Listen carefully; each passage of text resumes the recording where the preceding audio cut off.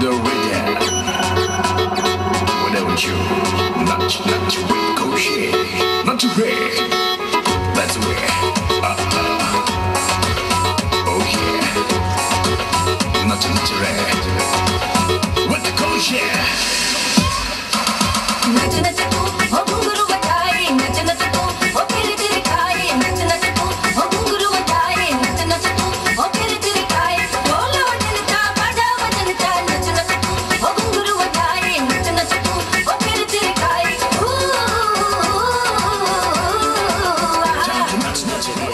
Sindhi culture खे project करण जी हिकु नई कोशिश कई आहे, उन बाबति कुझु ॿुधाईंदा? हीअ पहिरीं सिंग्लिश फिल्म थींदी, सिंधी ऐं इंग्लिश।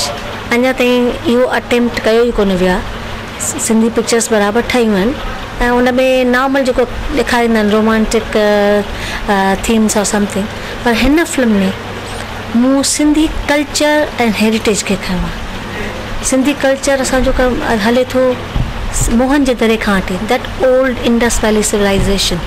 हिन फिल्म में मां उहा असांजी Indus valley civilisation, Sindhi culture, उहो सॼो ॾेखारियो आहे ऐं फिल्म खे अंग्रेज़ी में कयो आहे जीअं असांजी नंढी टही ख़ासि करे जेका सिंधी सम्झे ई कोन थी, उन्हनि खे पाण वटि कीअं छिकियोसीं।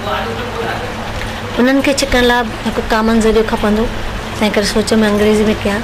तंहिंखां पोइ हाणे असांजा सिंधी माण्हू सॼी दुनिया में पखिड़िजी विया आहिनि ऐं सिंधी कम्यूनिटी तमामु स्ट्रॉन्ग कम्यूनिटी थी वई आहे economically and lot of other ways. त टाइम आहे दुनिया में सम्झे त असांजी सिंधी माण्हुनि जी केॾी इम्पोर्टेंस आहे ऐं सिंधी किथे वञी पहुता आहिनि। दुनिया सां गॾोगॾु मां चाहींदसि हाणे असांजो भारत देश जिते अञा ताईं सिंधियुनि खे का स्टेट ई कोन्हे। असांजा खे अॼु आज़ादी खे घणा 60 साल थिया, 60 सालनि खां मथे थी रहिया आहिनि। हा, बसि जहिड़ा त 60 साल था थिया, 60 साल में अञा ताईं असांजे सिंधियुनि खे का रिकग्निशन कोन ॾिनी वई आहे। गवर्नमेंट कुझु हुननि जे बारे में बि न सोचियो आहे। हू पंहिंजी में महिनत करे दुनिया खे ऐं हिंदुस्तान खे तमामु घणी मदद कई आहे एक्चुअली सिंधियुनि। त हाणे टाइम आहे की असां सिंधियुनि खे बि दुनिया में सम्झे, असांजो ख़ासि करके हिंदुस्तान सम्झे। त जंहिं पार्टीशन जे टाइम ते सिंधियुनि हेॾी सेक्रीफाइस कई आहे, जिन खे it was taken for granted as partition थी, माण्हू दुनिया त ख़ुशि थी, पर सिंधियुनि खे ख़ुशी मिली छा? सिंधियुनि जे ते तमामु तबाही थी वई, ज़मीन ई खसिजी वञे। अचे न पेरनि हेठां ज़मीन खसिजी वञनि, उहा पेरनि हेठां ज़मीन त असां सिंधियुनि जी खसिजी न। उन्हनि खे असां छा वापसि में मिलियो हुन इनकलाबी खां, इन पार्टीशन खां पोइ, आज़ादी खां पोइ सिंधियुनि खे कहिड़ी आज़ादी मिली? हा, चवंदा आहिनि समटाइम भई ब्लेसिंग इन डिस्गाइज़, त बराबरि सिंधियुनि खे जॾहिं छॾियो त सिंधियुनि पंहिंजी महिनत करे सॼी दुनिया में पंहिंजे पाण खे बसवार थिए, पर उहा उन्हनि जी महिनत आहे, पंहिंजी पर्सनल कैपेसिटी आहे। गवर्नमेंट जो कुझु कंट्रीब्यूशन कोन्हे ऐं घटि में घटि हुननि खे एतिरो हींअर सुञाणणु त खपे त भई सिंधी कम्यूनिटी आहे जिन हेॾी सेक्रीफाइस कई आहे, जंहिंजे सेक्रीफाइस ते ई असांखे इंडिपेंडेंस मिलियो आहे। अॼु सिंधियुनि जी सेक्रीफाइस हुई जंहिंजे करे असांखे आज़ादी मिली, पर आज़ादी जे लाइ असांखे क़ुर्बानी में केतिरियूं तकलीफ़ूं आहिनि, हुनखे बि केरु ॿुधाईंदो। हिन फिल्म ज़रिए मां सभु ॿुधाइण थी चाहियां दुनिया खे त असां सिंधी तमामु मज़बूत क़ौम आहियूं, ग्रेट क़ौम आहियूं। असांजे यंगस्टर्स खे मैसेज थी पहुचाइणु चाहियां त भई असांजी सिंधी फिल्म हिन ज़रिए तां ॾिसंदा, जेकर मुंहिंजी फिल्म में मैसेज दुनिया ताईं पहुचे त मूंखे ॾाढी ख़ुशी थी। तव्हांजी इहा ॾाढी एक्स्ट्रा ऑर्डिनरी कोशिशि आहे, पर तव्हां जीअं चयो असां बिकॉज सिंधीज़ आर स्टेटलेस पीपल, असांजो कोई पंहिंजो सूबो कोन्हे ऐं पार्टीशन खे असां अॼु बि कंहिं न कंहिं रूप में भोगे रहिया आहियूं। जीअं फिल्म डिस्ट्रीब्यूशन जो कमु आहे या फिल्म मेकिंग जो कमु आहे, त हिन डिस्ट्रीब्यूशन जे पर्पज़ सां बि तव्हांखे लॻे थो त हे सॼे इंडिया में सिंधीज़ ताईं पहुचाइण में काई तव्हांखे ॾुखियाई लॻंदी? ॾाढो ॾुखियो सुवालु पुछियो अथव, छाकाणि त जॾहिं फिल्म मां हीअ पहिरीं सोची त मां सिंधीअ में फिल्म ठाहियां ऐं सोचण खां पोइ मां किन माण्हुनि सां गॾिजी हुअसि त मूंखे एतिरो चयो तूं छो थी पंहिंजा पैसा बर्बादु करी सिंधीअ में ठाहे करे।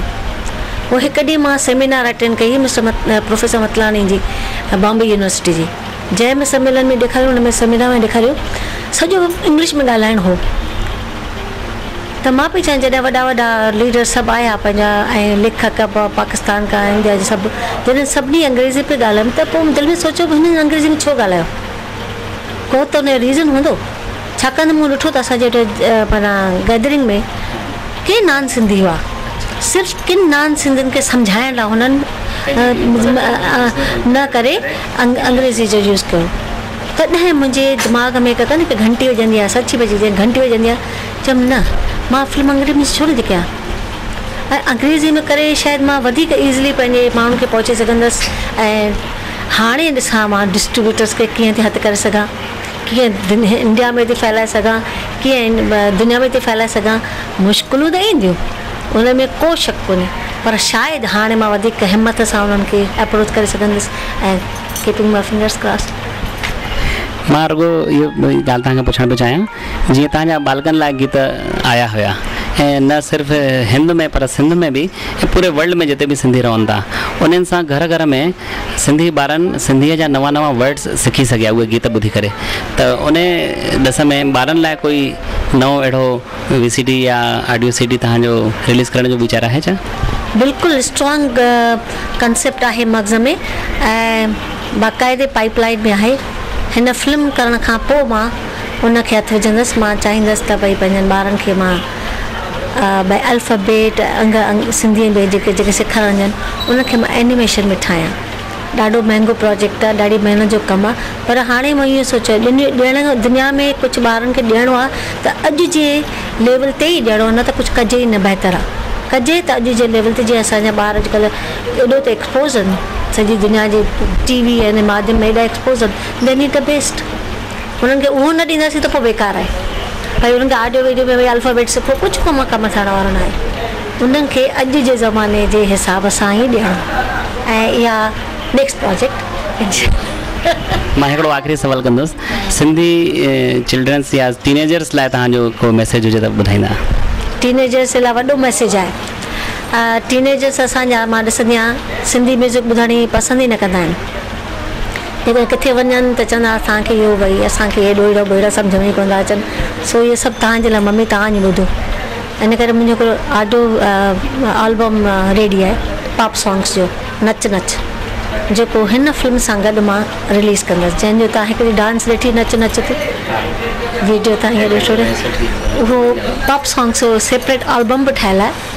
हा, इहो उन मां हिकिड़ो एल्बम मां खयो वियो आहे। उहो एल्बम मां हिन फिल्म सां गॾु रिलीज़ कंदसि, जेको तयारु थी वियो। उहो यंगस्टर्स जे लाइ, त youngsters can dance on Sindhi numbers.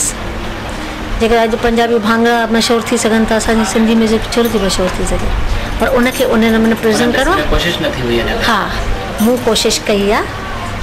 Album बिल्कुलु रेडी आहे, टाइटल अथसि नच नच, ऐं उनखे हिन फिल्म सां गॾु रिलीज़ कंदसि। रियली तव्हांजा इहे सभु प्रोजेक्ट साराह जोगा आहिनि। On behalf of the Indian Club to the 8th Convention of Indians in America, it's time now for us to introduce the next contestant for the coveted Jewel of India contest. As you all know, this is a platform where young performers get a chance to display their talent, their tradition and their culture. So, put your hands together for our next contestant, the lovely Miss Sindhu Gidwani.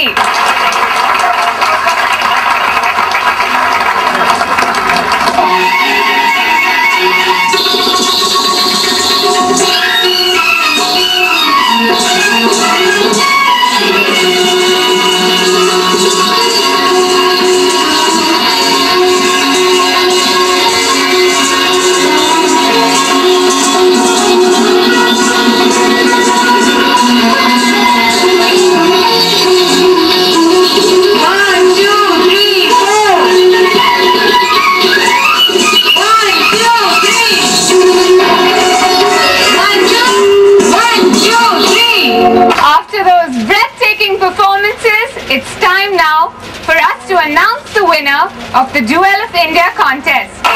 May we have you on stage to do the honors, please? Now you have 3 of them whom you have all seen. All of them have their own peculiarity. I don't know much about Sindhi culture and dances, and so I happened to choose a much more popular form of dance. नच नच तू ओ घुंघरू बजाए नच नच तू ओ तेरे तेरे खाए नच नच